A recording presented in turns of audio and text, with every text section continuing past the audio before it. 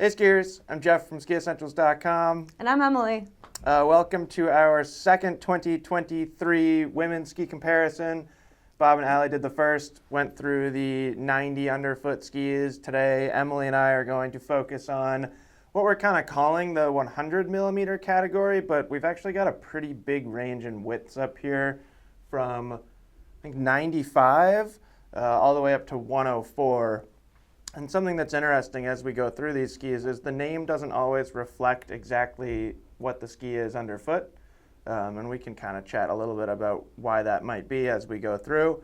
But we group these from narrowest to widest. And I do feel like things kind of change as we get to the middle of the wall or over there. It starts to feel a little more soft snow oriented. Yep. But some really cool skis up here, don't you think? Yeah, a really wide variety of, personally, my favorite width for skis. Just there's a lot to like. You get a lot of versatility from the 90 millimeter underfoot, and you still get a lot of versatility with this width, but you get a little bit more rocker, a little bit more taper in some, and just a little bit more playfulness. So yeah, really excited to talk about all these skis because there's a lot of really great options up here. Yeah, there's some playful, fun twin tips. There's some stiff, powerful directional skis with metal. Yep. A lot of cool stuff up here.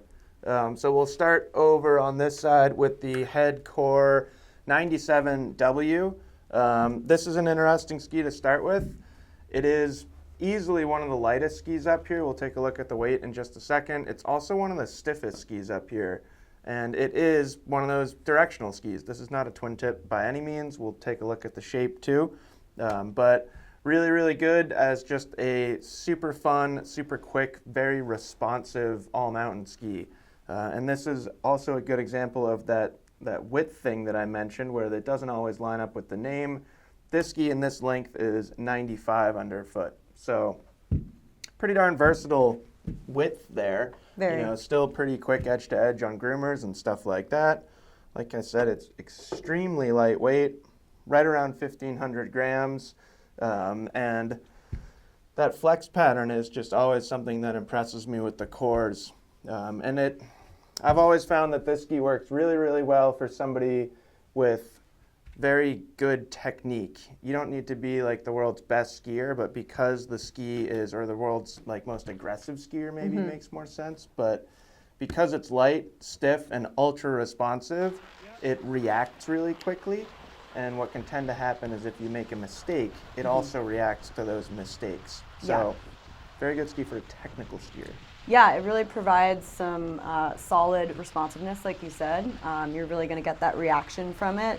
And really what speaks to me with the ski is just this ideal strength to weight ratio. So Totally. Like you said, it's pretty stiff, but it doesn't have metal in it. And you're really just feeling that stiffness and responsiveness from the carbon. Yep. So you get that lightweight nature, and so they're still very maneuverable. But yeah, just an all-around solid directional ski for a technical skier who can handle that feedback. Yeah. I'm glad you brought up the construction because it is unique construction in this ski. Something that Head did for 2023 is they added a top sheet to it, which sounds silly, but one of the things that was big about the cores when they came out with them is they just omitted a top sheet material.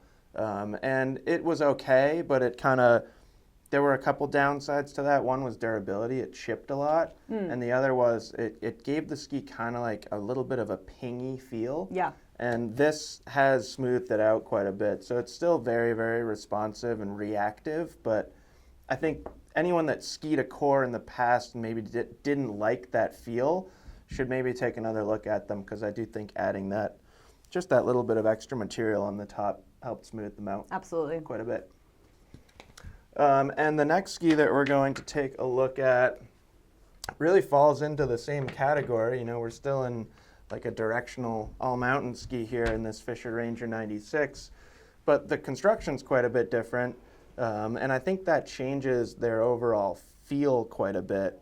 So wood core in these skis, we're much more of a traditional ski construction here. There is a wood core in those heads, but it's a very, very lightweight core. And then Fischer uses this shaped TI with their flex cut underfoot. And a really cool way to kind of give the ski some power underfoot, great vibration damping, while leaving the tips and tails a little bit more playful. I think we maybe skipped the shape of the core, and we can take a look at that if we feel like we need to. But decent tip rocker in this ski, flatter tail, but there is still rocker back here. And the difference between the portions of the ski with metal and the portions of the ski without metal are fairly significant. So the tips and tails remain, pretty playful and pretty loose, and then you get that stronger, more stout feel underfoot. But I think this ski's really cool. We've talked about this before, but it kind of feels like they took the Ranger 92 or the Ranger 99 and combined it with that Ranger 94 FR, the outgoing twin tip. So this ski has both some directional strength as well as some playfulness and fun factor to it. Yeah, I mean, you took the words right from my mouth. I was going to say that they kind of found the sweet spot in between those other two skis and really just found an ideal blend of stability, power, and agility all in one. So it's just a really well-rounded, approachable ski. I would definitely, recommend this ski to a wide range of skiers. Yep. Yeah, I agree. I think there's a big range of skiers that could enjoy this. Yeah, and it can take you anywhere. It's also interesting that there's no difference between the men's and women's skis from Fischer anymore. They just make skis and kind of give you some color choices, which I think is cool. I love that. But yeah, no, I think you nailed it there, where there's a broad appeal for this ski. Yep. But you should be ready for the tail is definitely a little bit stiff, so you get that power from the back end of the ski. And so if you're not ready for that, and you're not, a strong skier who knows how to finish their turns, maybe a little bit more playful of a tail would be more appealing. Yeah, potentially. I do think they're a little more forgiving than the cores. Absolutely. Just because they're a little smoother and more supple. Yep.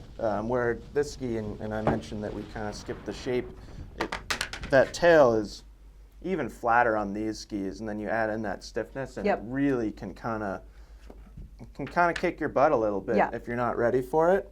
And I think the Rangers strike a nice blend of power, but also forgiveness and approachability, even though they're heavier. So we're over 1,700 grams here, and that's really just reflecting the metal in their construction. Right. Yep.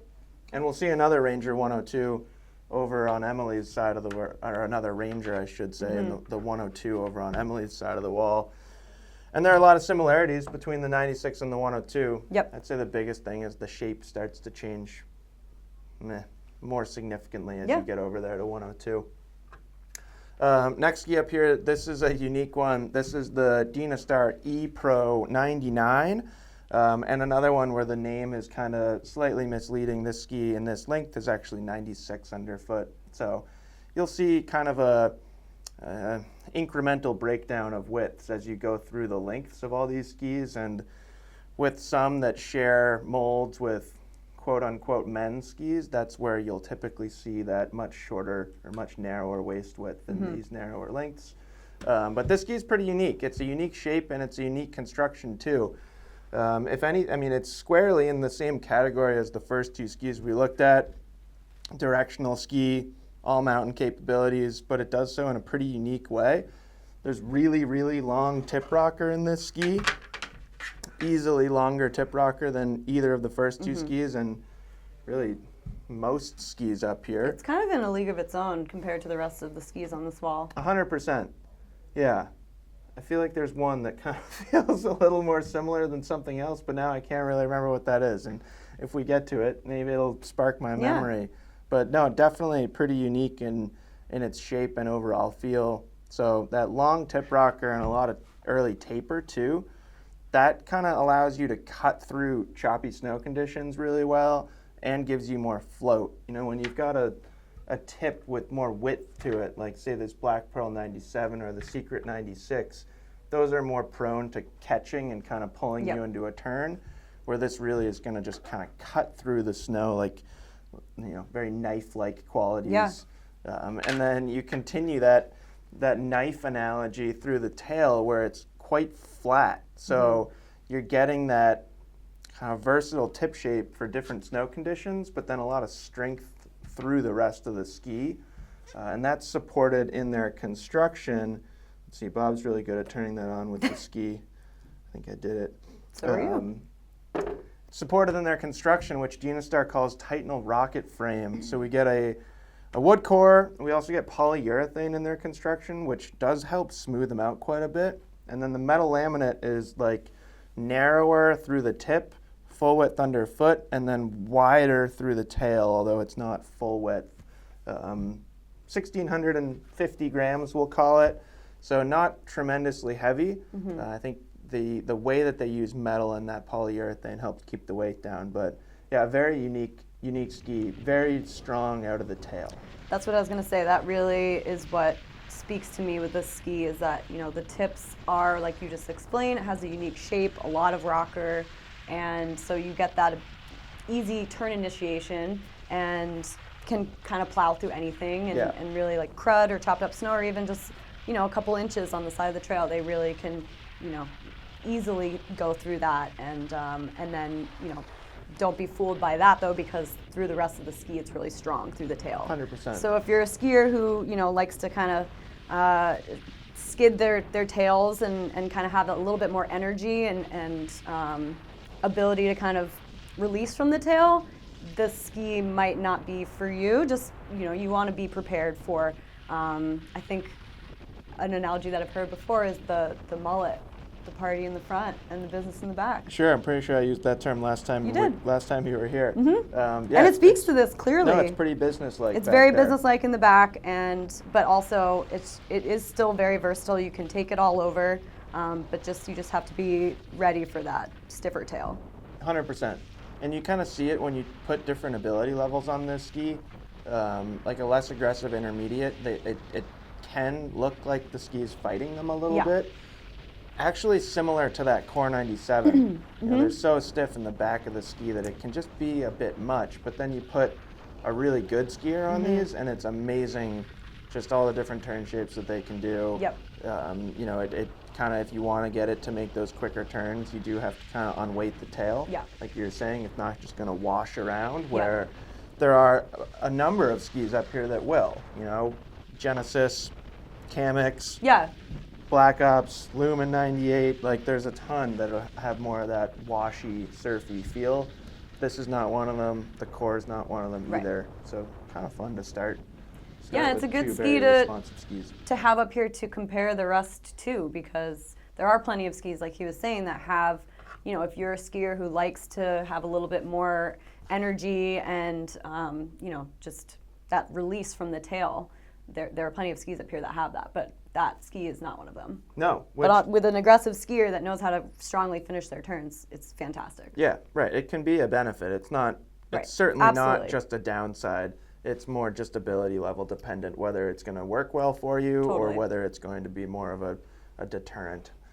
And next ski up here, Stockli Nela 96. Really feels like we're still in kind of more of an all mountain range here, where over there they start to feel a little more free ridey, which makes sense going narrowest to widest. So Nela 96 here is 96 underfoot. No difference between name and shape in this one. And probably like the most important thing to say about Stockli is just the overall quality. The just quality of craftsmanship when they build these skis is just top notch. And the other thing that I think is really cool about this ski is the way that they use a pretty lightweight wood core and then this full metal top sheet.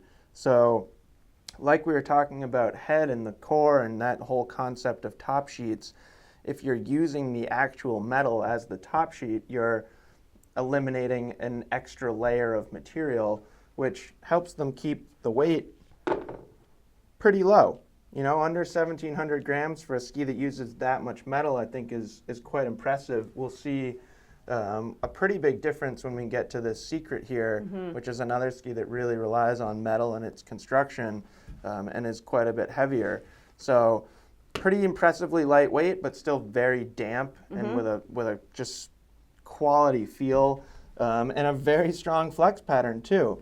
And then if we look at shape, you know, we have maybe the most like race-inspired shape so far. There is a little tip rocker in this ski, but not much.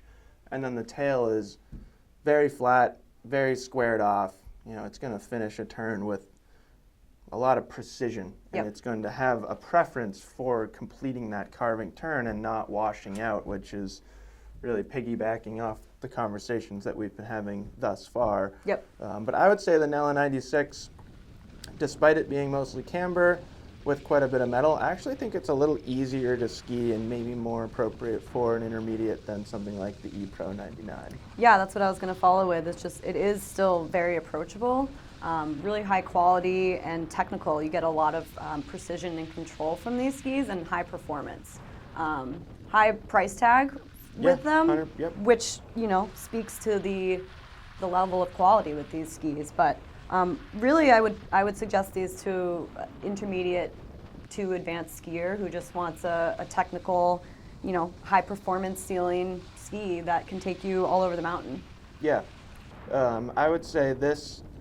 It feels similar to the core, really the first 3 skis that we've talked about. And if you're choosing any of these first 4 skis, you at least care a good amount about carving. It might not be your number 1 priority for some of those first 4 skis, but it's at least up there. I think on this ski, carving's probably your number 1 priority. Like you probably spend most of your time just cruising groomed slopes, which is great. That's like what most skiers do. Absolutely. So if that's kind of more your mindset, like stay on trail and sometimes go off trail, this is great, which really differs from the next ski that we're going to look at, which feels more like you like to stay off trail. And I think the last time we spoke about the ski, we talked about a little bit more in depth the metal top sheet, which is really unique in that it just provides that instant feedback and responsiveness directly underneath your bindings, really. I mean, it's just, you're getting that instant feedback. And so if you're not quite ready for that, you know, it's similar, like we spoke about with the core. Just very similar ski in that level of responsiveness. Totally. I think this feels a little more damp. Well, maybe more than a little more damp, significantly more damp. But yeah, that's like, it's the first thing that you're interacting with as a skier is that metal top sheet. Which for strong carving and on-piece performance, it's great. Really, really fantastic. Yeah. No, awesome skis. Whether it's worth it for you is more a question of your personal finances than anything else. Absolutely. Is an Audi better than a Volkswagen? Yeah, objectively, yes. Should you go buy one? Up to you. It's up to you. We can't speak to that, but. Nope. Next ski is the Liberty Genesis 96. And this is fun because we're starting to get into kind of a different world of skis here. Those first 4 skis were 100% directional all-mountain skis. I think you can still use that term to describe these skis, but we're starting to get a little more playfulness here. I just handed it to you, but I'm going to take it right back. Fine. So, very long tip rocker, you know, pretty much E-Pro 99 length, or maybe even a touch longer. And then the big difference here is we start to get way more tail rocker than we saw in those first 4 skis. So we were talking about the difference between responsiveness and finishing a carve with like a really clean round shape, or releasing and skidding and smearing. This ski is going to release and skid and smear much more easily. And pretty unique construction in these skis too. So Liberty uses a relatively lightweight wood core. They use a lot of bamboo in their skis. This is poplar and bamboo blended together. Pretty sure they have paulownia in here too, so that the triple wood core. And then we get the VMT 1.0 in this ski. So there's a vertical metal strut that runs down the center of the ski. That's still relatively new to these Genesis skis and the men's Origin skis, and that really has helped kind of boost their overall stability, at least in like a longitudinal sense. They're not like noodles, you know. It's helped make them a little stiffer, and it helps with counterflexing a lot. Liberty likes to talk about the counterflexing, which I think is cool. So they upped the stability of these skis in the last couple of years, but they certainly didn't take away its quickness. So great mogul ski, tree ski, if you like to go off piste, this is a great one. Yeah, and it's interesting to kind of blend the vertical metal technology with this shape and profile. And I think that's where they really hit a nice happy medium with that, is somebody who wants a free ride, more twin tip shaped ski, but without losing that strength and stability underfoot. So you can go off piste, have a lot of fun in the trees and the bumps, and you have that like quicker, easier release from the tail, but then you get on a groomer and you can really like carve a nice turn and get on edge and have that reliable stability underfoot, which is just, for someone who's looking for an all-mountain freeride ski, it kind of is perfect for that person. Totally. Yeah. I'd say that they're not as rewarding as a carving ski as those first four. So again, it's kind of back to that, like, where do your priorities fall as a skier? Do you emphasize carving more? Maybe you want to stick in something like those first four skis. Absolutely. Do you like to jump off things and be playful? And it's kind of it's a phrase that you hear used probably too much in the ski industry, but do you like to make the whole mountain your playground? That applies, absolutely. That's a good way to think about these skis. Yes, totally. And 1,600 grams, too. I didn't want to miss that. So pretty impressively lightweight still. Still with metal, with vertical metal in it, so. Yeah, which I think there's a benefit to having that vertical strut of metal, because by the sheer amount of metal in the ski, it's easily less than something like this. Less than pretty much anything that uses a traditional horizontal laminate, and that's where you're going to see the big difference in weight. Yep. And they're very pretty. They are. No, and we got the 101 over there too, which I think is great too. Yep. They are almost a reflection of each other, just one is a little more blue and one's a little more purple. Just fun ski. And then next ski is the Kastle FX 96W. This ski is really interesting. Basically, the key to this ski's construction is the use of two different wood cores. So in the middle of the ski, they have this kind of raised section.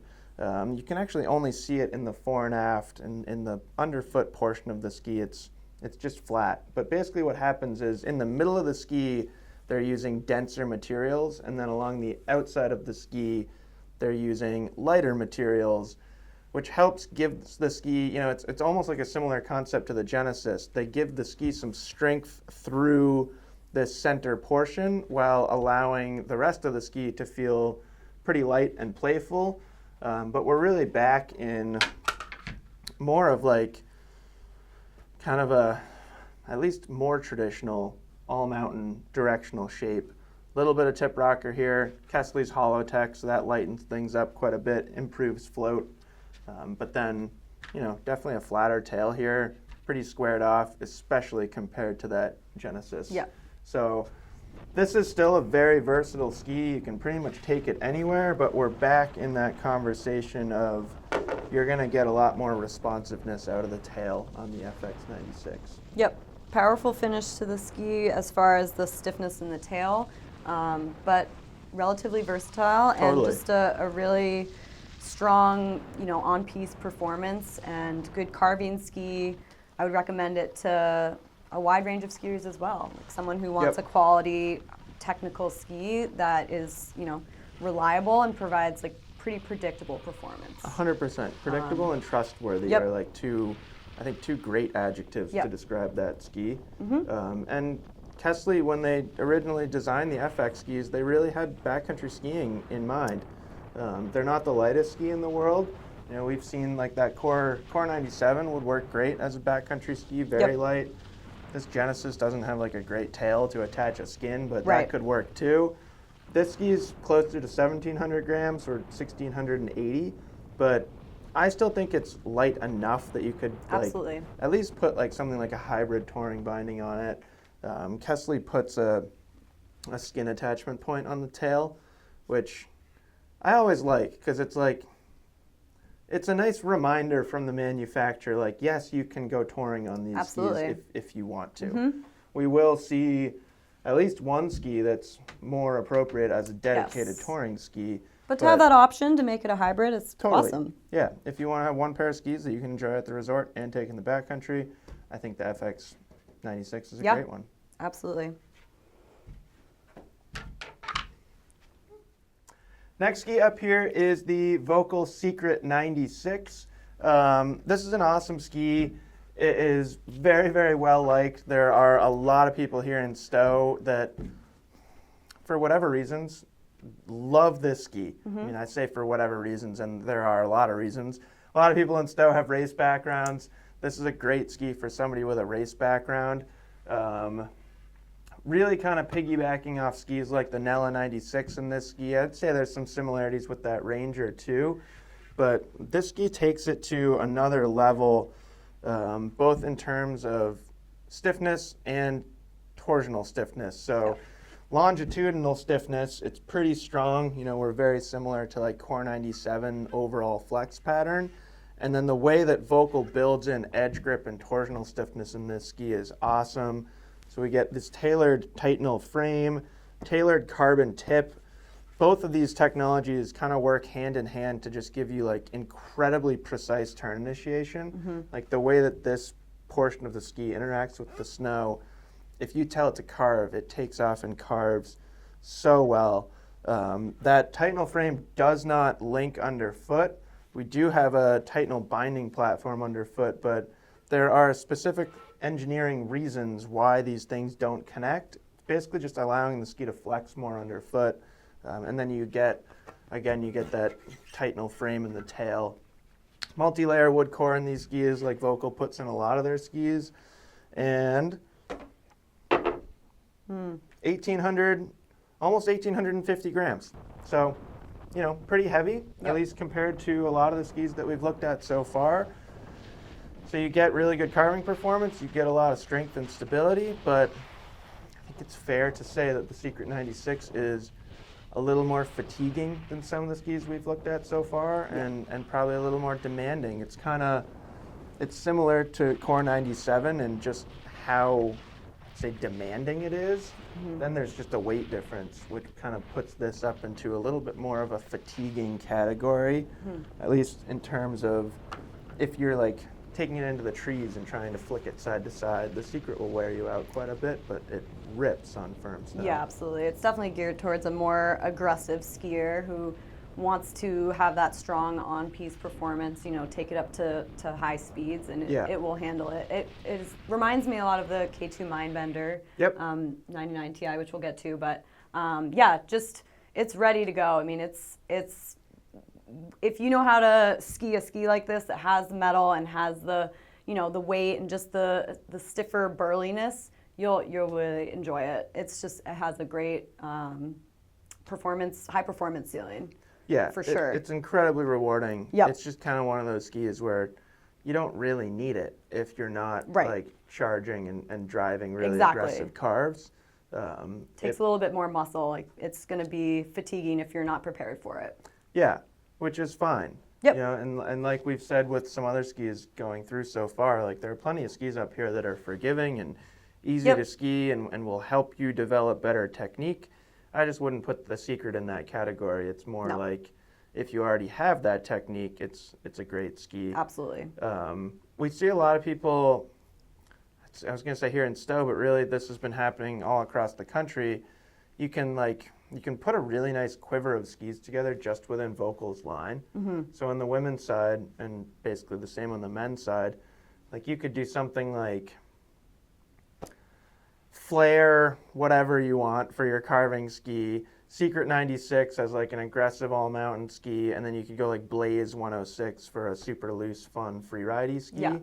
So I think it's cool how Volkl they design complementing skis in their own line. But I think what you said earlier is perfect. It's definitely an ideal ski if you're an ex-racer. You have that background, you already have that technique, and you want an all-mountain ski that is, you know, skis like a directional ski, but has the ability to go off-piste and has that extra width underfoot. Totally. It's like a perception thing if you're a ski racer. Totally. Because if you're a ski racer, you were skiing on like narrow GS skis your whole life.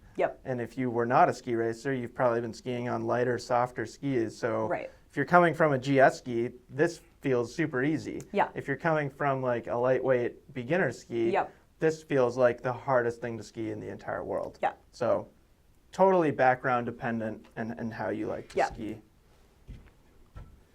And they've got great ski phonics. Bob would be impressed. Next ski is the Black Crow's Camox Birdie. And this ski's quite a bit different. So here we have more of a freeride inspired, almost freestyle inspired shape here. More of a twin tip design, kind of like the Genesis that we looked at. Up to 97 underfoot in this ski, so we're creeping closer to 100 underfoot. We'll get there eventually.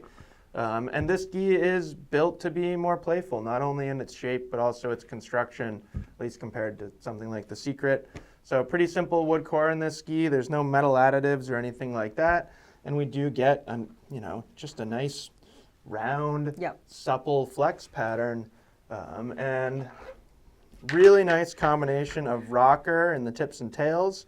But I love the camber height in these skis. And it just gives them so much energy and snap and pop and playfulness. And gosh, I don't know. I really like skis like this. I know you do too. I do.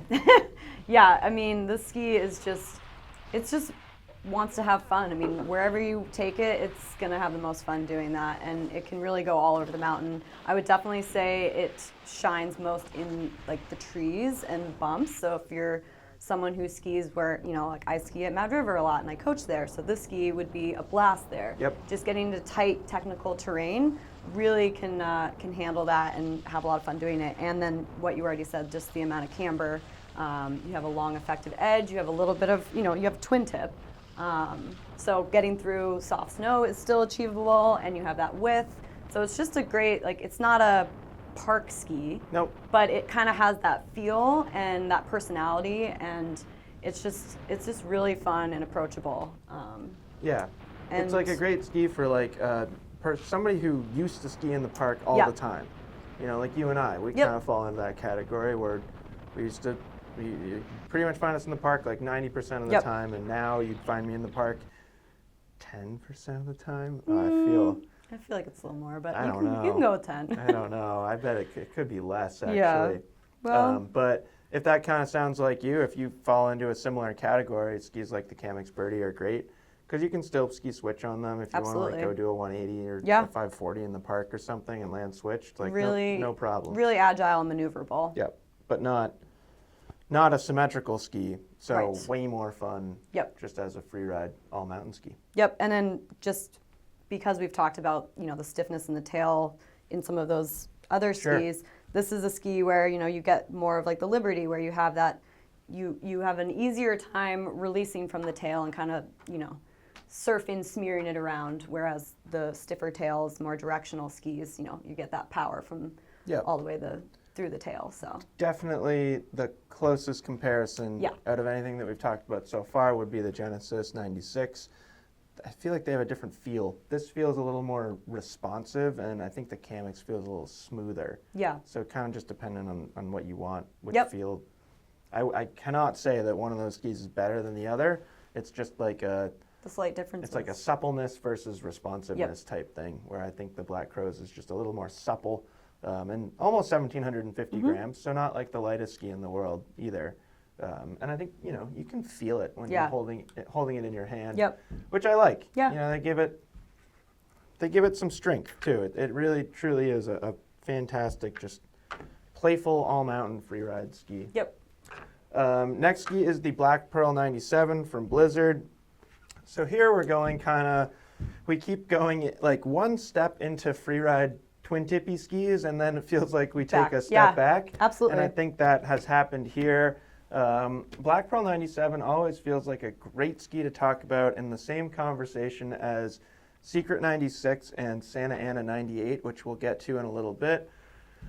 3 very reputable manufacturers. They all make great skis. They all sell a ton of models. You see a lot of them on the slopes. Pretty much everything we said about the Secret and really will be saying about the Santa Ana 98 is true about this ski as well. Flatter tail, more of a directional shape. Talk about complementing skis within a single line.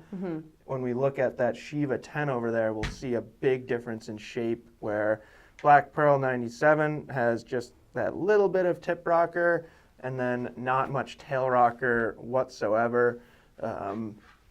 Instead of putting a bunch of metal in their skis, like both Volkl and Nordica is doing, Blizzard uses their True Blend pieced wood core in these skis as well as a bunch of carbon. So that True Blend is really cool because they're basically laminating like different density woods alongside each other to create the correct flex pattern in each length. This being a 165, it's not a short length. I think it's right in the middle, actually. It is right in the middle. But we get a pretty stout, strong flex in this ski. Yeah.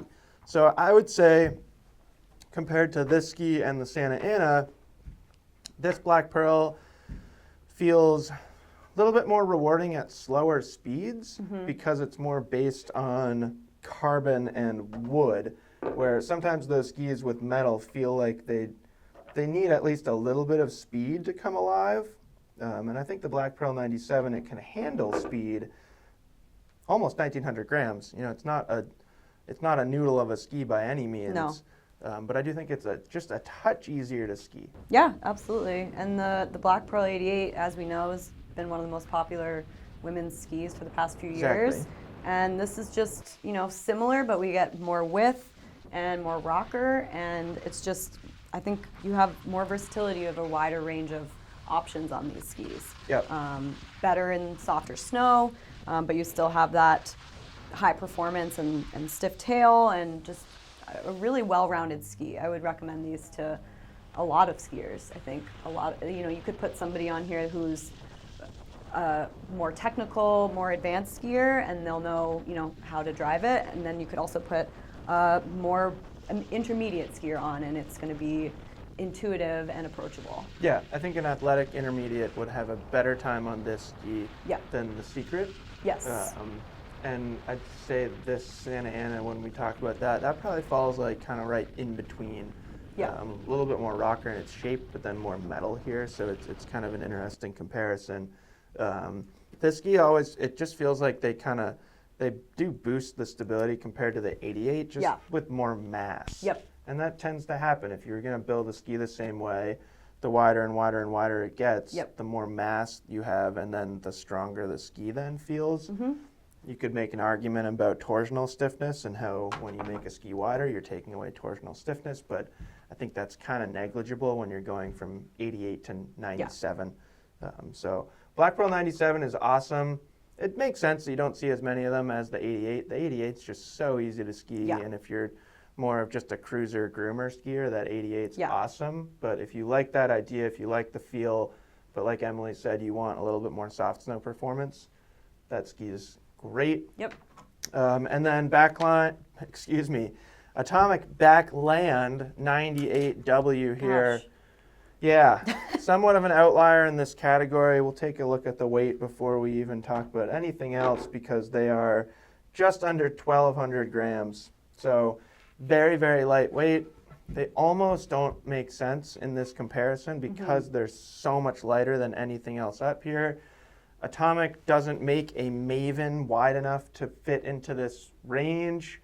The other ski that we could put up here is the unisex Bent 100 twin tip ski, but I thought it was more fun to give some attention to this ski.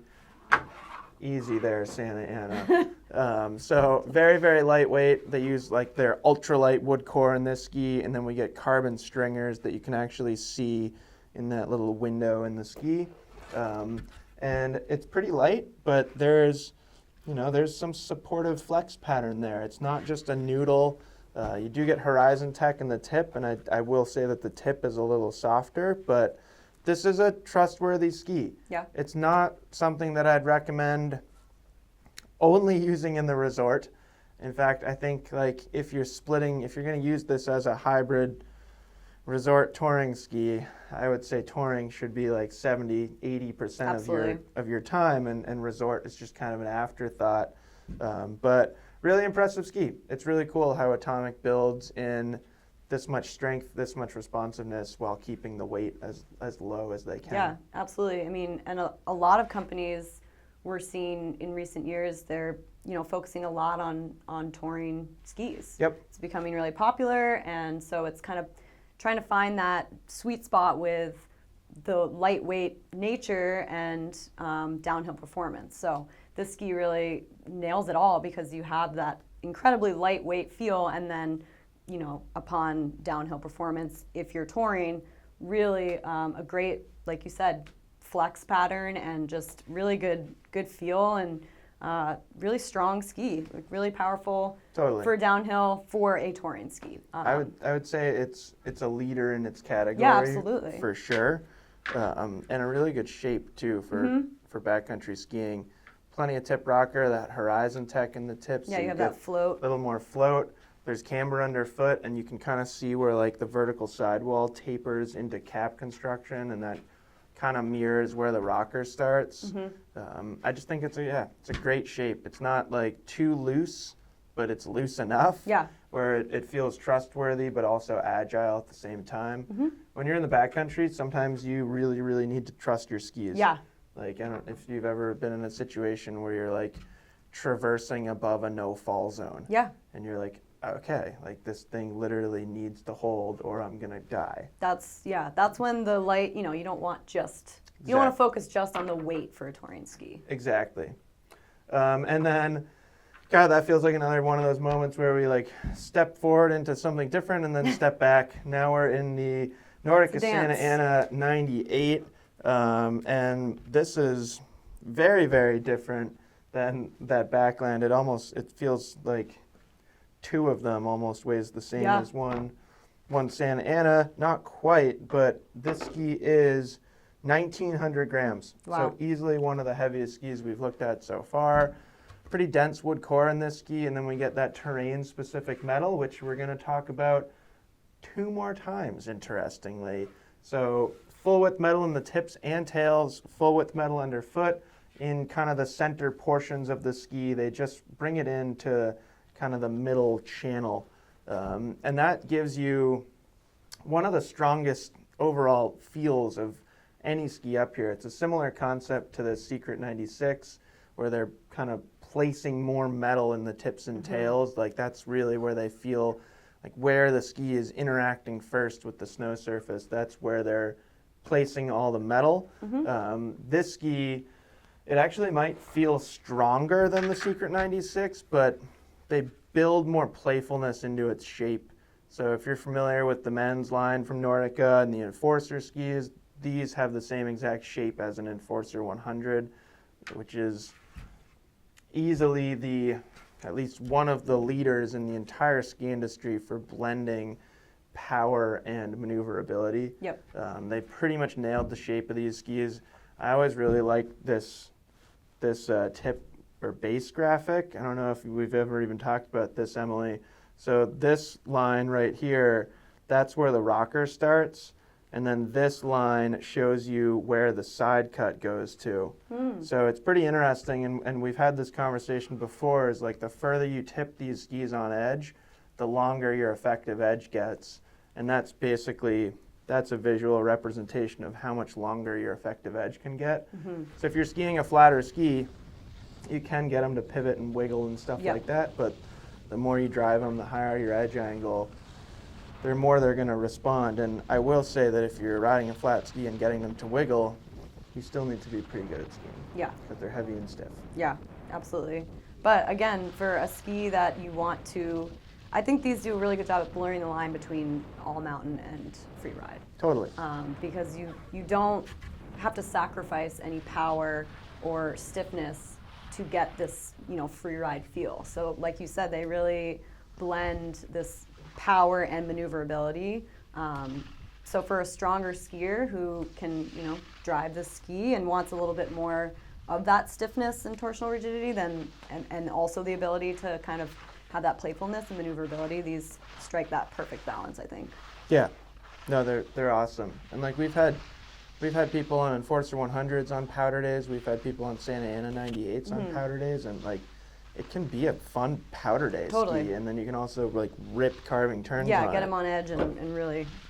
Yeah, I think really anytime you can kind of get that balance in a ski is very impressive. And it's really no surprise why they've become quite popular. Yep. And then really a very different conversation going to this next ski. This is the Salomon QST Lumen 98. Emily, you skied these a bunch. Yep. These, for the upcoming season, they get the same changes that the men's QST 98 got for last year.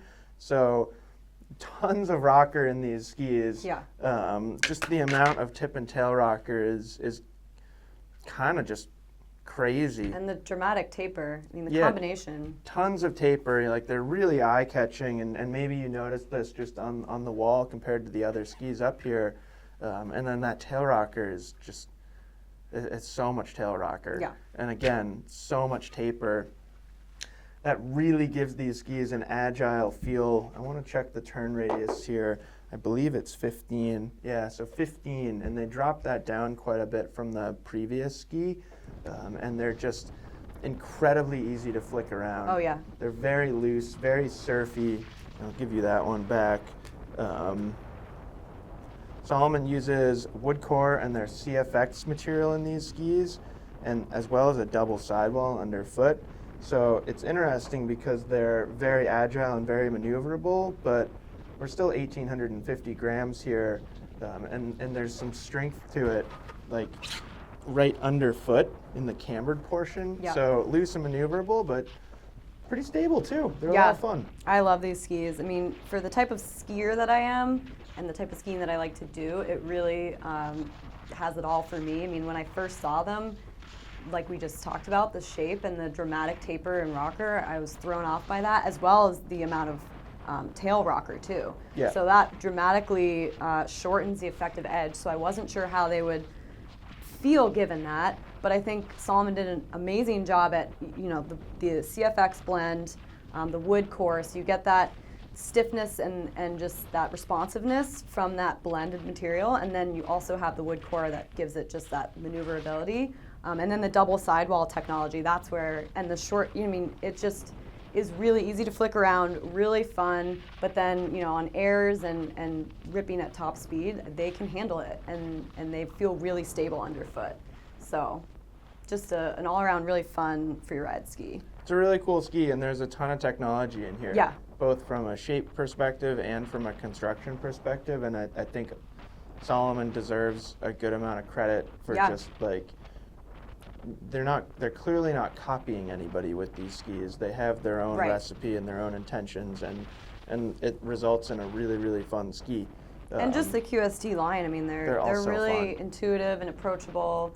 Yeah. And I would recommend it to a lot of skiers. You know, like Yeah. an intermediate could get on this and have a blast, but then, you know, a more advanced skier can figure out how it likes to be skied and really push it and still have that play and maneuverability. Yeah, and that's true with the 92 as well. Yeah. I think like the 106 starts to maybe be a little bit of a line where it could be a bit much. I've spoken to intermediates who have skied the 106 and they thought it was a bit much, but Yeah. I would venture a guess that it's more the overall width in that scenario than absolutely. the ski itself. Is 106 is a lot of ski for an intermediate to handle. Definitely not a dedicated carbine ski though. Like, it doesn't Certainly have metal not. in it, so if Nope. you're looking for something closer to that and less, you know, maneuverable and poppy and playful, that's when you'd kind of venture back towards some of these more. Much more in the Genesis Camox conversation, and I would give it the title of like loosest, surfiest, floatiest ski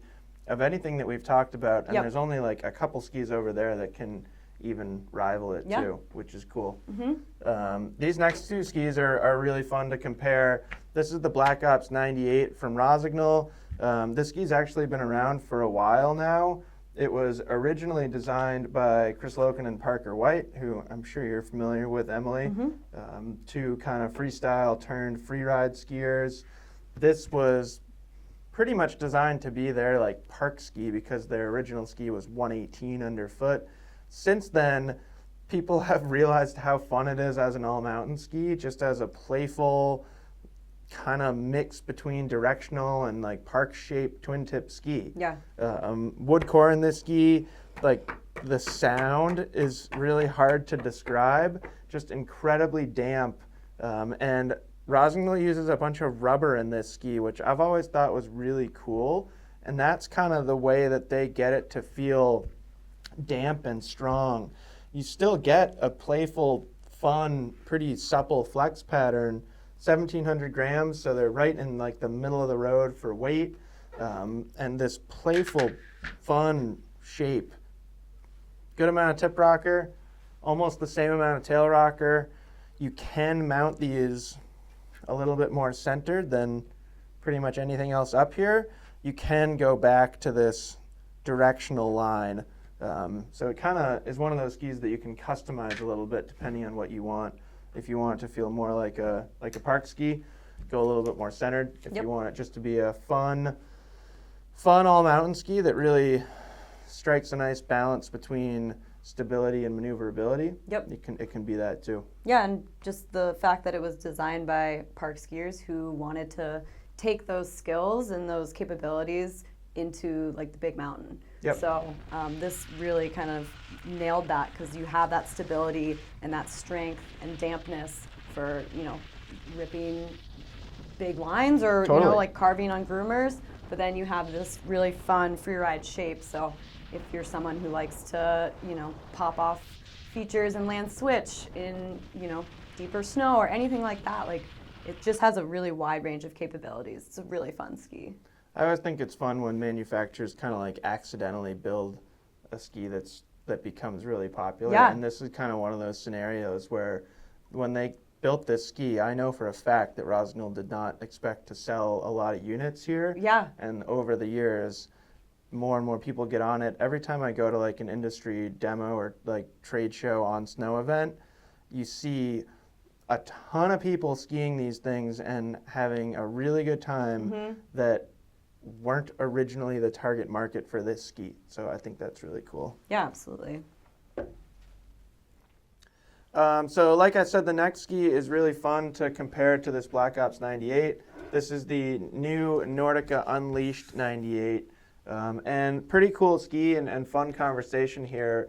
Nordica kind of took that terrain-specific metal from the Santa Ana. We'll see it again in the Santa Ana 104 over there. And they applied it to these skis as well.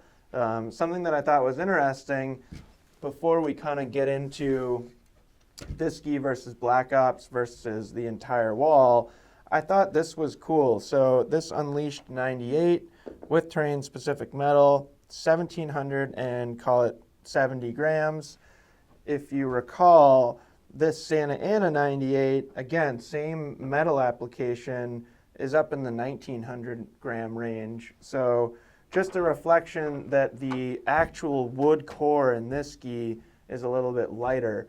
And I think compared to the Black Ops 98, this ski just feels a little bit more responsive. So here you get more of a damp, supple feel. This ski, it feels a little snappier in its flex pattern. I think the tips and tails engage a little differently. We're pretty much accomplishing the exact same thing here between Black Ops 98 and Unleashed 98.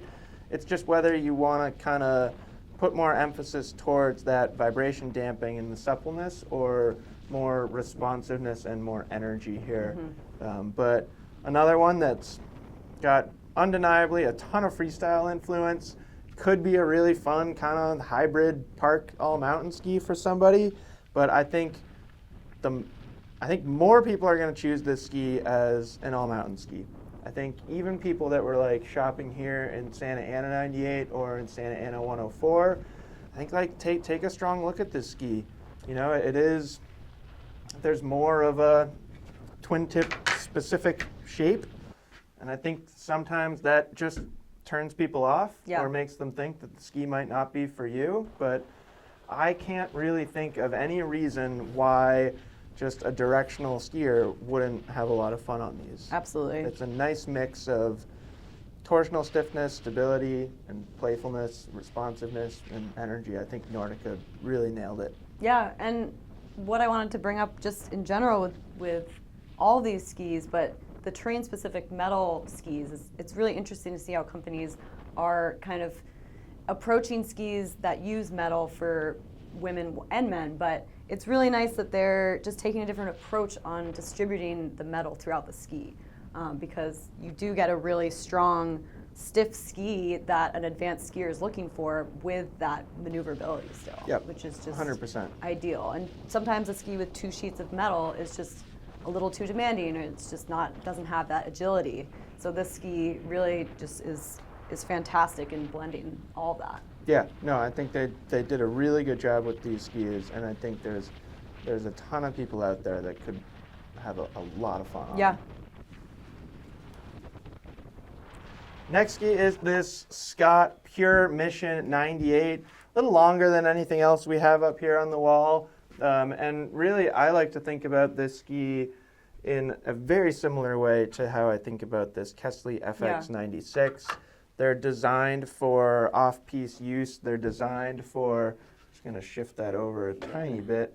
They're designed for soft snow. They're even designed for some touring. You know, we don't have like necessarily a skin attachment point, but anytime you see like a flat, really flat section on a tail, you're going to get good skin attachment there. You see that all reflected in the weight of these skis. So we get a wood core. You can actually pretty easily see everything that's going on in here. Wood core, carbon stringers, some metal underfoot.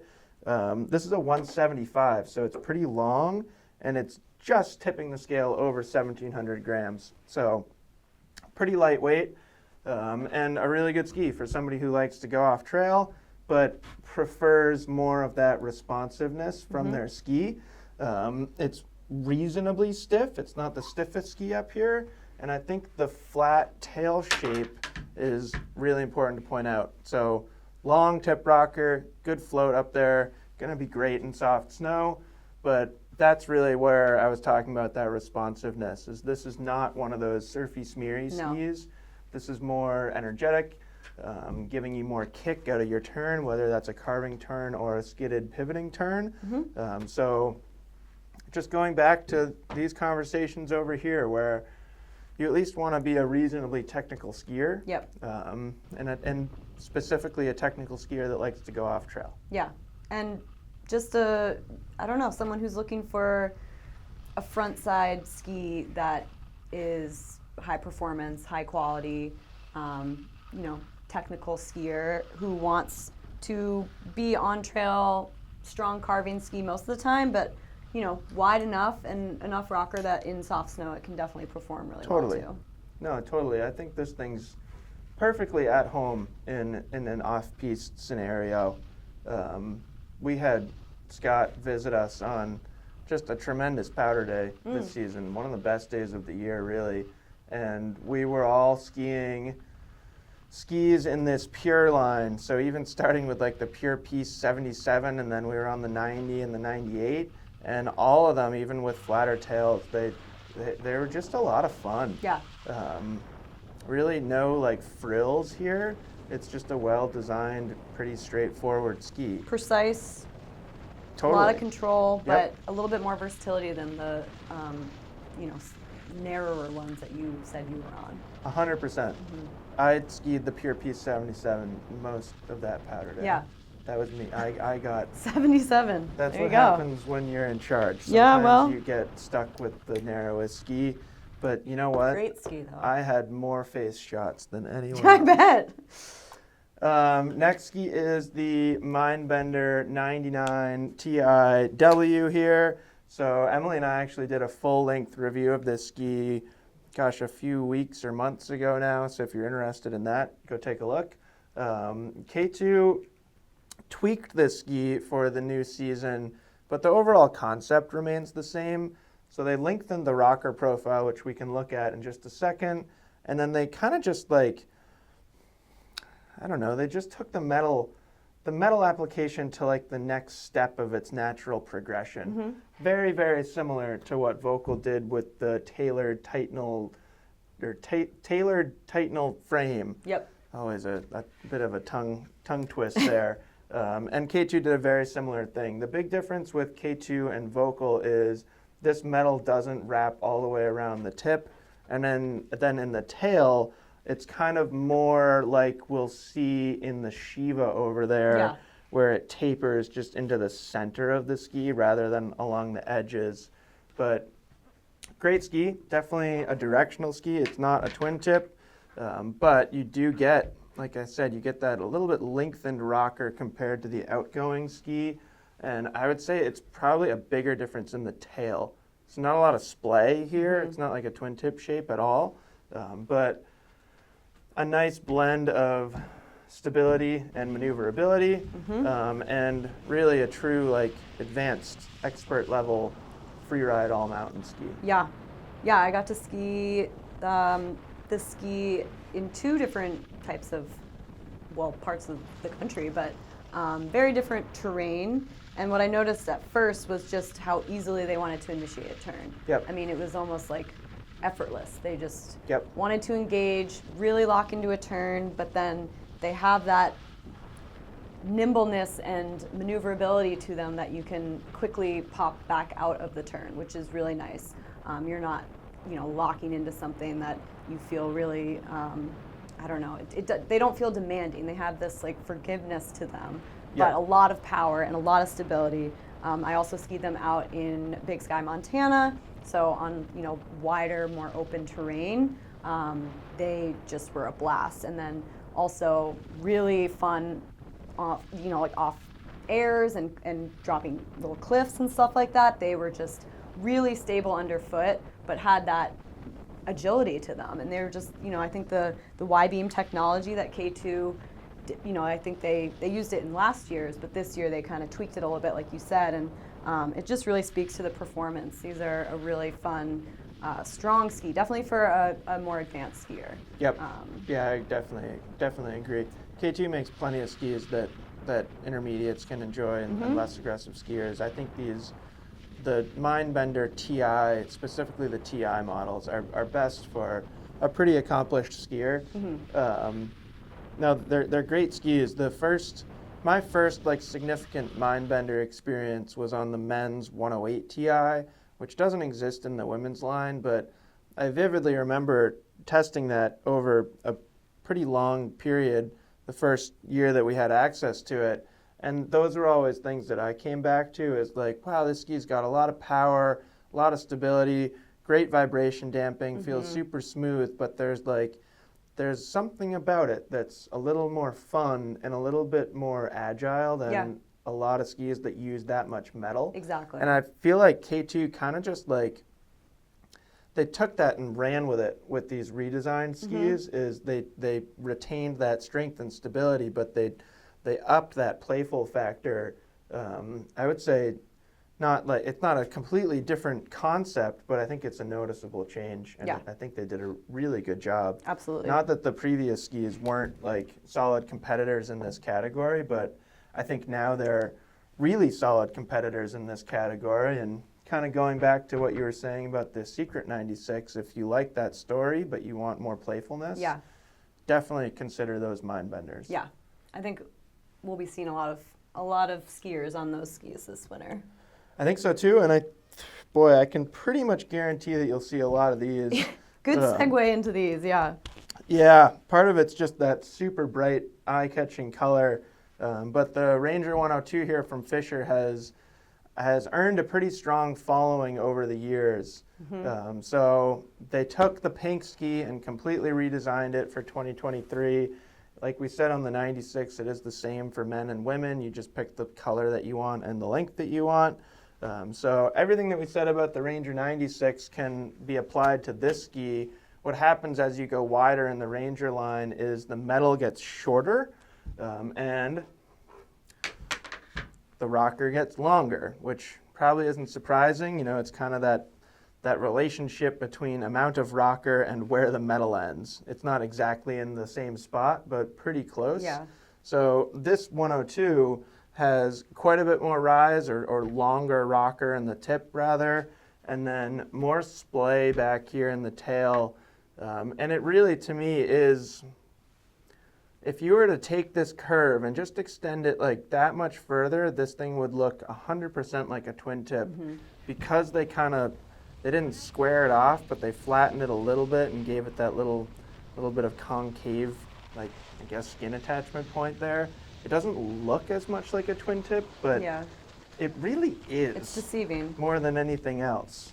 It's at least a dual rocker, soft snow, playful freeride ski, but I personally would put it into the twin tip realm, and just a ton of fun. Yeah. Like, talk about an even mix of performance characteristics and a balance of stability and maneuverability. Yeah. I know we've said that a number of times through this comparison, but this is maybe the best ski when you want to talk about like that true combination of feeling stable from the metal, from the wood core, but playful from the shape. Yeah. You know, I'd say like compared directly to that Mindbender that we just looked at, this ski does give up some power and stability compared to that ski, Yes. but I think they boost the playfulness goes to another level. Yeah. This ski's just got that like such fun, snappy flex pattern. Just Yeah, really fun just a flex, fun ski. really fun feel.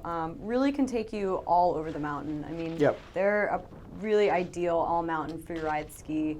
You do have the shape and profile that allow and enhance that maneuverability and playfulness in the trees, in the bumps, on groomers. I mean, it really can do everything. And I have a lot of my freeride athletes who are getting on these, and you know, we're at Mad River, so we're in technical tight terrain, bumps, a lot of, you know, terrain like that, and they love these skis. I mean, they can really be nimble and give you that quick feedback and responsiveness, but then can hold its own anywhere else and Yep. really have that strength and power, and just a really well-rounded fun ski, like you said. Just It's so awesome. a great ski.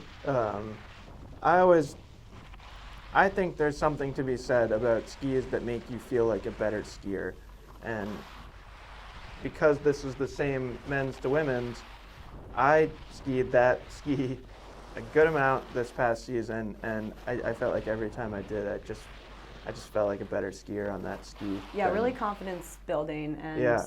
it's cool to see so many advanced to expert skiers on the ski, but then also it could cater to a lot of, you know, athletic intermediates who Right. will feel good and build confidence on them. Right.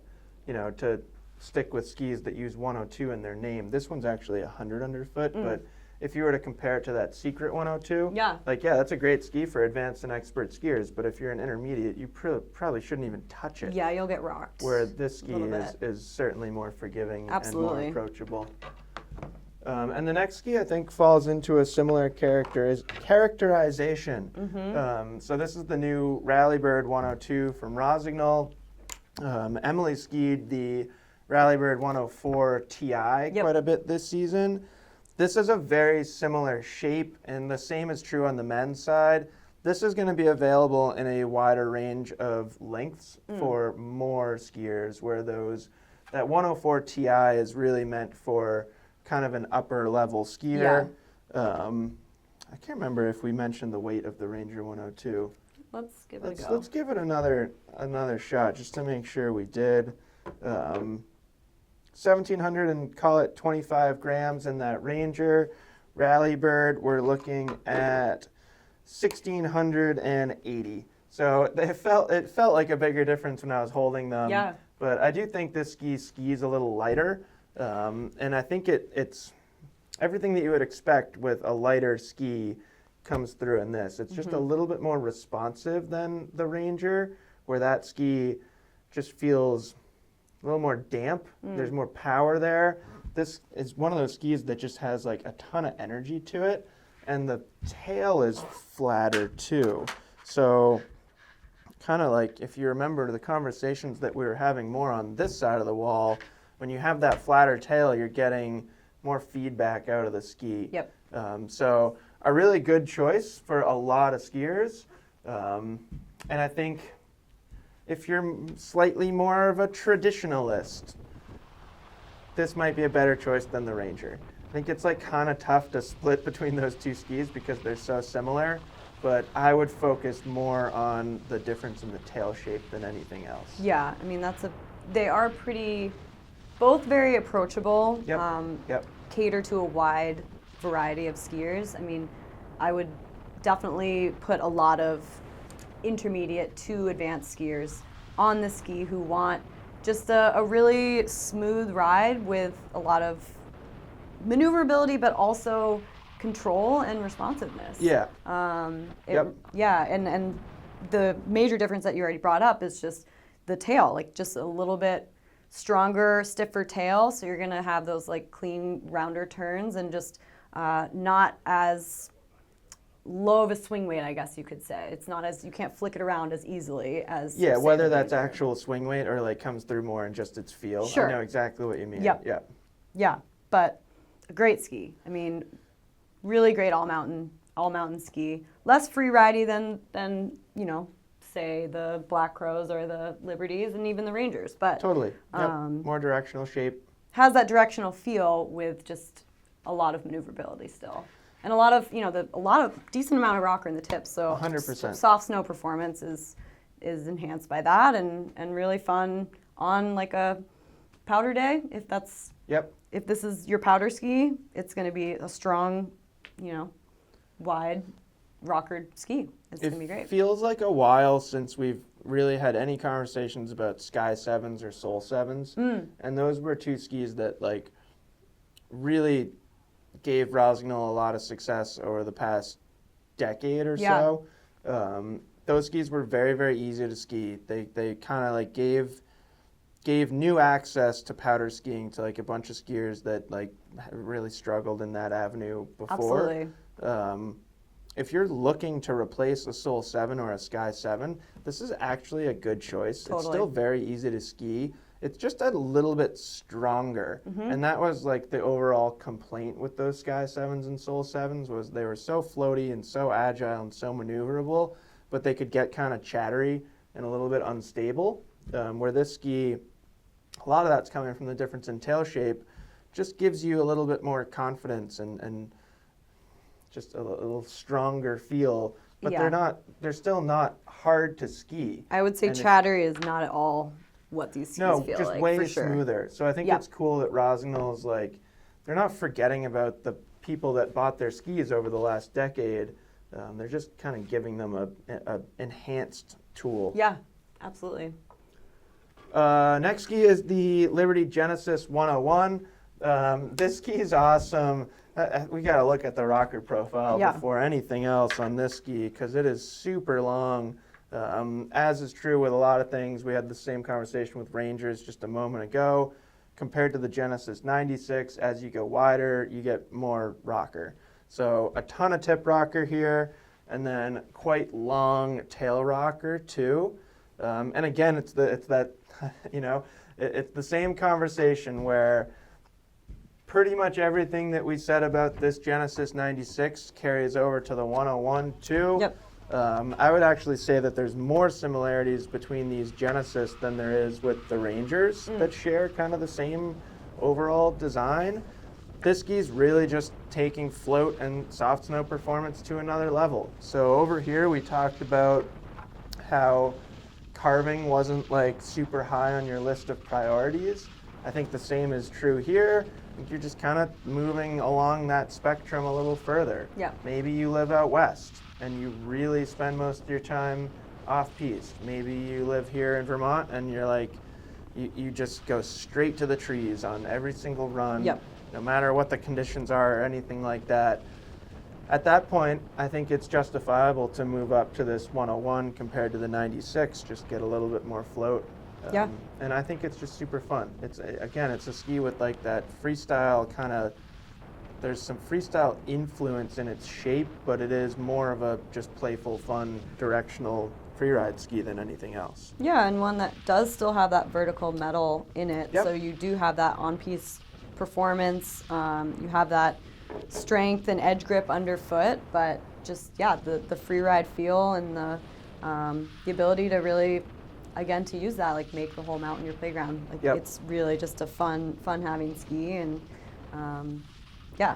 pretty, not incredibly heavy. Not at all. 1,650 grams. So you combine that weight with the rocker profile, and I'm going to give them the title and award of most flickable. Wow. Of anything on this wall, if you think about like flicking a short turn. they do it just incredibly well and in a very intuitive, easy way. Absolutely. Kind of similar to the Ranger 102, and it like makes you feel like a better skier. I think this does too, just in a different way. Just a friendly ski. It makes you feel like a modern powder skier. Yeah. Because you're like slashing and smearing turns all over the place and doing all the things that you see in ski movies. Yeah, absolutely.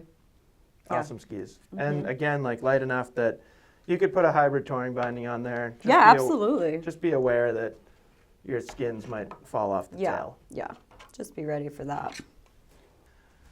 Next ski up here, and we're really kind of getting into what I consider more of a like powder specific section of the wall.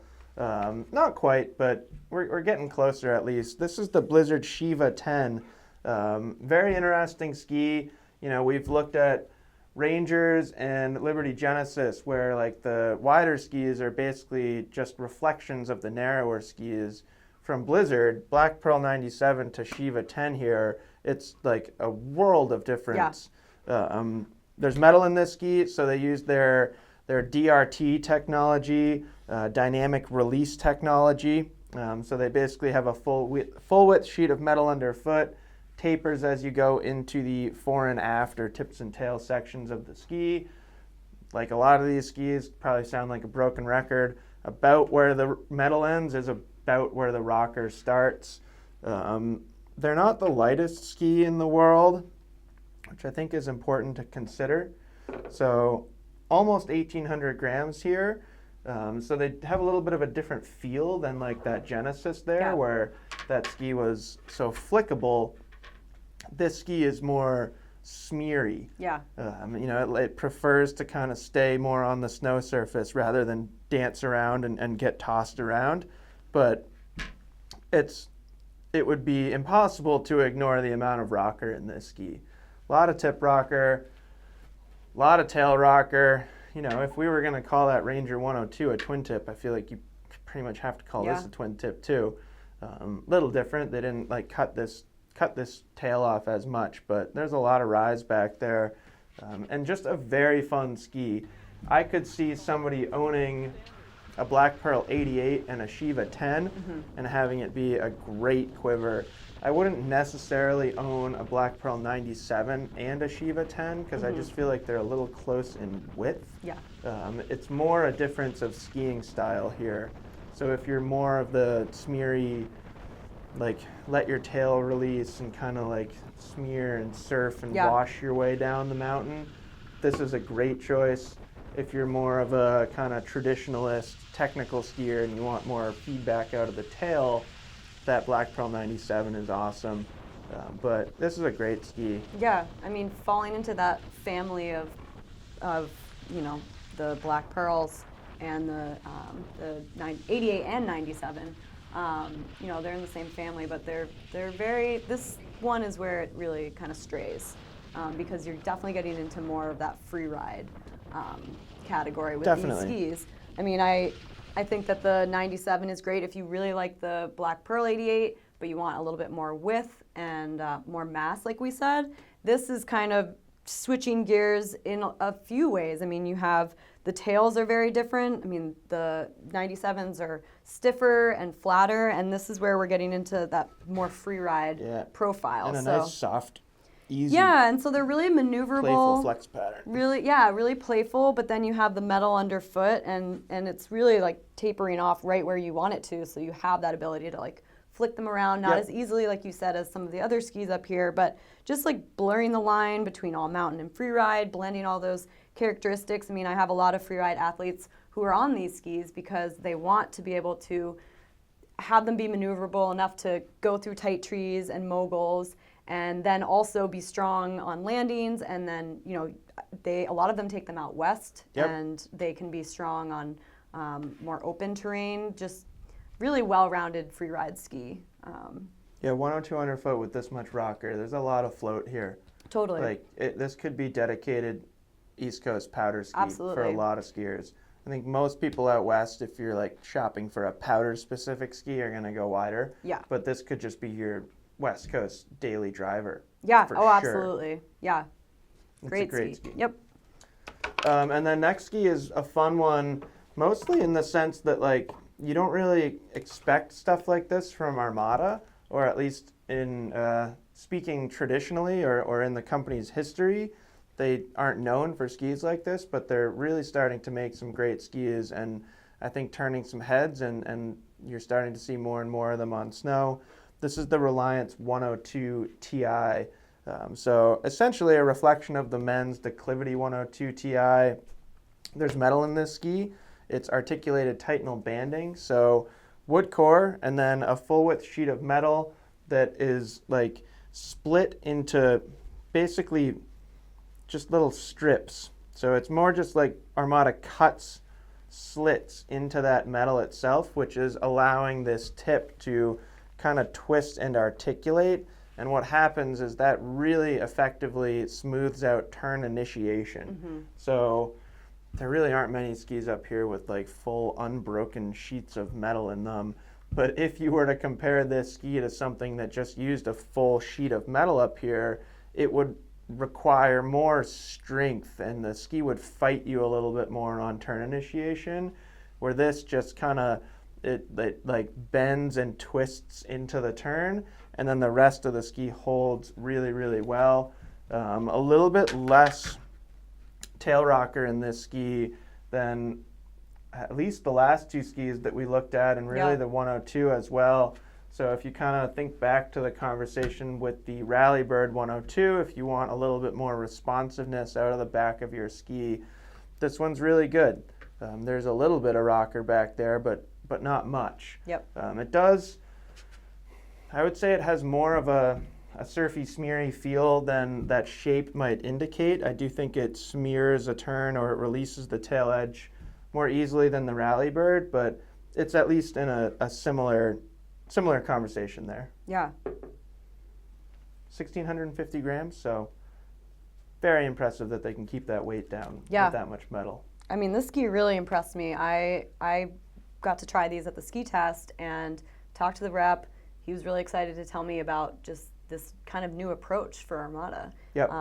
Really blending a little bit more of that strength and stability and really high performance. I mean, this ski is a powerful ski. I mean, it can handle a lot. Top 100%. speeds, a lot of different types of conditions. I mean, it can really like plow through crud and chopped up snow really well, soft snow too, and then just it's on groomers and on piste. It's a strong ski. So just coming from Armada, it really kind of blew my mind. I was not expecting a ski like this, and it kind of is almost in a league of its own looking at the rest of the wall.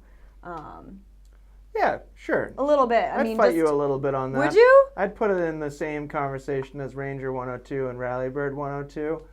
I don't know. It has a unique feel. This ski really stood out to me. No, and I appreciate your opinion for sure. And your opinion honestly matters way more in this comparison than my opinion. I would say. So yeah, if you want to call it an outlier, that's totally fine with me. It just reminds me of the E-Pro 99 a little bit. Just like kind of having its own personality and big floaty tip and a little like stronger, flatter tail. Like I would say the Rangers are a little bit more forgiving than these. I would agree. And the Rallybirds are a little lighter, easier to ski. This is kind of taking both those things to another level. Absolutely. Maybe even it's a good 1,600. We did say that. 1,650 grams, and probably a good transition to that next ski over there. Because if you want to talk about like taking strength and stability to another level, this is probably the pinnacle of that level on this wall. So, and I think that's a great progression and a great way to describe it. If you're going through those Rangers and Rallybirds into the Reliance, things are getting a little bit more demanding, less forgiving. You can continue that trend into this ski, which is not forgiving whatsoever and pretty demanding. But thinking back to the Secret 96, if you've got the technique and you want that in your skis, there's really nothing better than this. So this didn't get the same updates that the Secret 96 got, so we don't get the tailored Titanal frame in this ski, so it's just a little straighter. They don't have like the cuts and thinner and wider portions. There's no carbon tip up here, basically because there's more metal. But this ski, there's still a lot of technology in this ski. It's still a modern, current design, and just absolutely rips. 21 meter turn radius in the tip, 19 in the tail, and then 15 underfoot. So that 3D radius, I don't think we talked about it too much in the Secret, but big turn radius in the tips and tails here, so you can really let it run. If you do want to get it to kind of snap into a shorter turn, you need to be a pretty darn strong skier. Yeah. And this is one of those things, I don't remember what ski we were talking about when we mentioned like an intermediate should not ski this, but yeah, we don't often say things that are that cut and dry and that black and white here, but I would say that an intermediate shouldn't ski this. There's like really kind of no reason. It's not going to be fun. It just wouldn't be fun. But an advanced expert skier, if you've got a race background and you live out west and you just want to rail turns through anything, it really doesn't get much better. Yeah. No, this is a fantastic ski. Really high performance. Still has some versatility, but just that high level of power.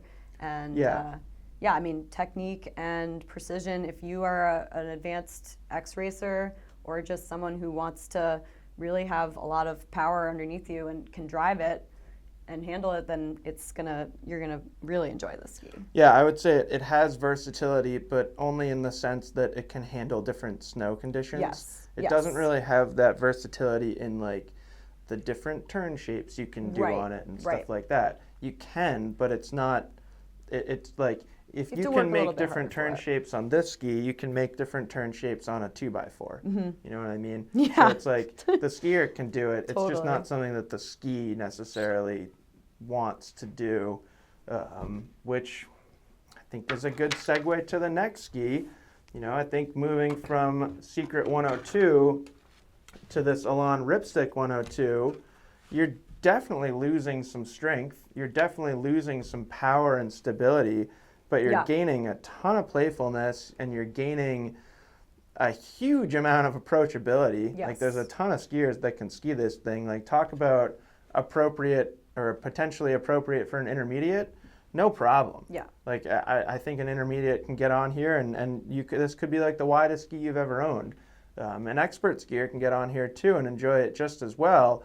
It's different than that Secret 102 where this is going to feel light and snappy and maneuverable and energetic and playful, where that ski just feels strong and stiff and stable and damp.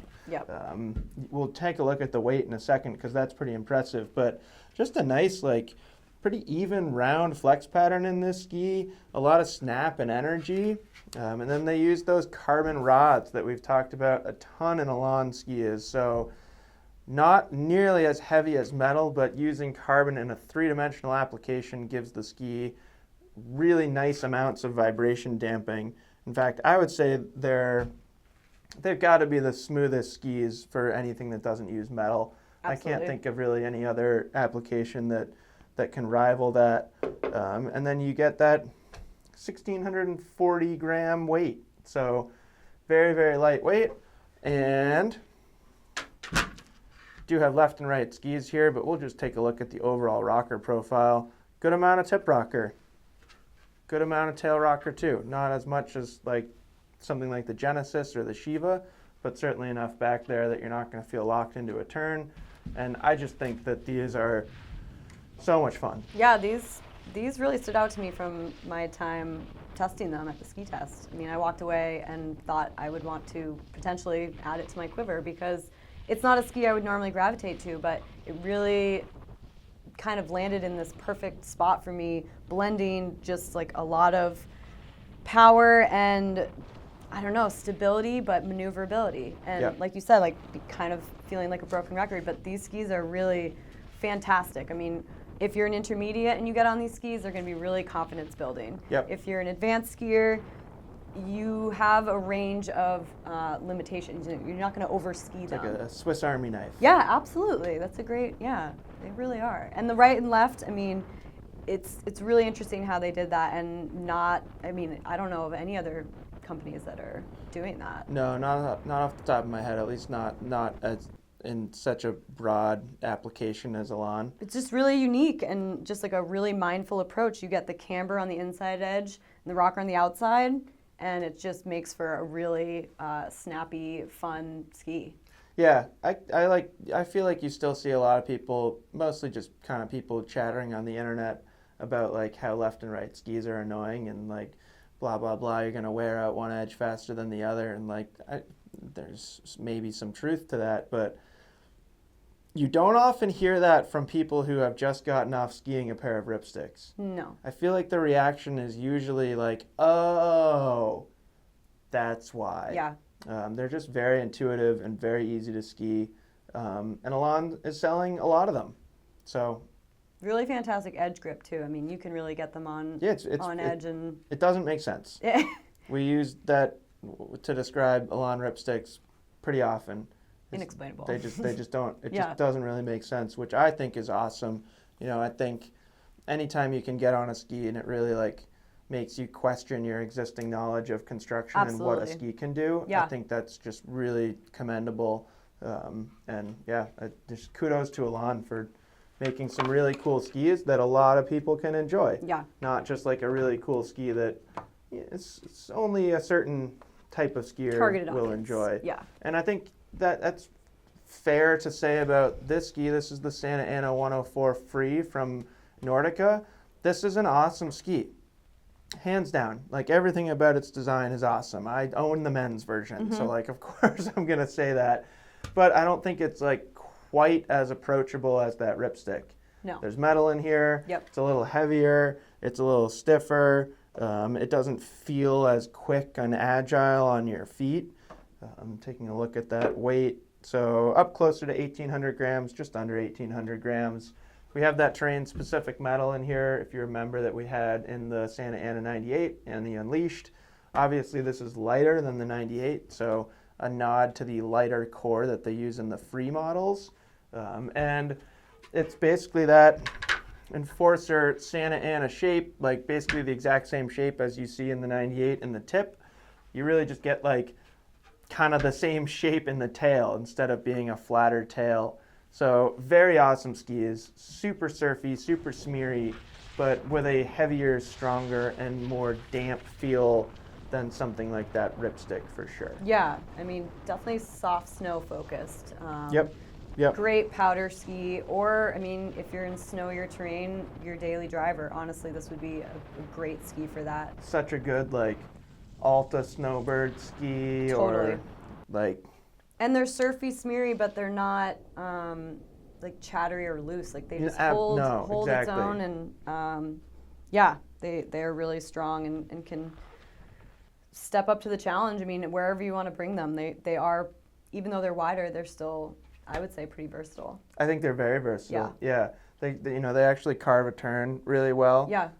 It's kind of the same overall feel as like Santa Ana Enforcer, even with the flatter tails. Like they just make these clean round arcs, but then you can take them off trail, you can play around in trees, you can ski powder on them, you can ski switch on them. It's a great shape. Yeah. And good construction too. I can't help but wonder if these will maybe change someday. I have not seen any indication that they will in like immediate years. But with this ski coming in now, I wonder if it would be worth making this ski lighter. I don't know. I have no idea. I might be like going down a path that I don't need to go down, but well, I think it's important to bring up. It's just interesting to think about. Yeah, and it kind of steers me in the direction of telling someone who, like who the ski would be for. It's definitely not for a beginner intermediate. No. Because of that, just, the weight, the stiffer flex. Just not everyone is going to get on this ski and find it to be, the friendliest, not like the Ripsticks or the Rallybirds. Yeah, I would even say like Rangers are a little bit more approachable than this ski. They're very similar in their overall concept and even design, but this ski there's something about it that just feels just a touch more. Yeah. And then a good ski to end on here. So we've really been in very soft snow focused realm in these past few skis. This is the Pandora 104 from Line.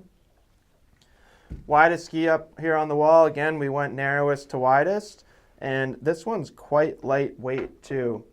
So 1,500 grams. So really differs from most of those skis that we've been talking about recently. And I think, you know, if with that Santa Ana, if there are some limitations to who should choose it, this is going back to like the Ripstick conversation where this could be the widest ski you've ever owned.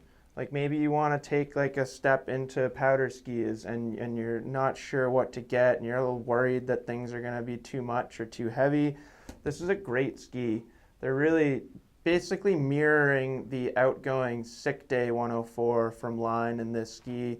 I've tested that ski quite a bit. Kind of sad to see it go actually, but you can still get the same exact performance in this Pandora 104. And just a lot of fun. Very floaty, directional shape. It's not a twin tip. You know, I think most people when they think of Line, you think of a twin tip.